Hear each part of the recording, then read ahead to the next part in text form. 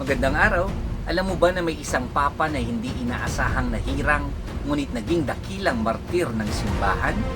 Ngayon ay ginugunitan natin si San Fabian, papa at martir.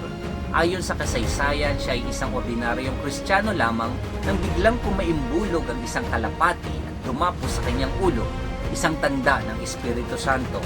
Dahil dito siya ay nahirang bilang papa. Bilang pinuno ng simbahan, inayos ni San Fabian ang pamamahala, pinalakas ang pananampalataya ng mga Kristiyano at nanatiling tapat kay Kristo sa gitna ng pag-uusig. Sa huli, inialay niya ang kanyang buhay at naging martir dahil sa kanyang pananampalataya. Pinapakita ng kanyang buhay na ang tunay na pamumuno ay nagmumula sa pagsunod sa Diyos, hindi sa sariling ambisyon.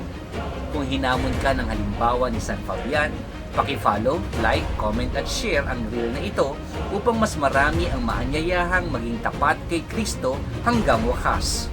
San Fabian, ipanalangin mo kami.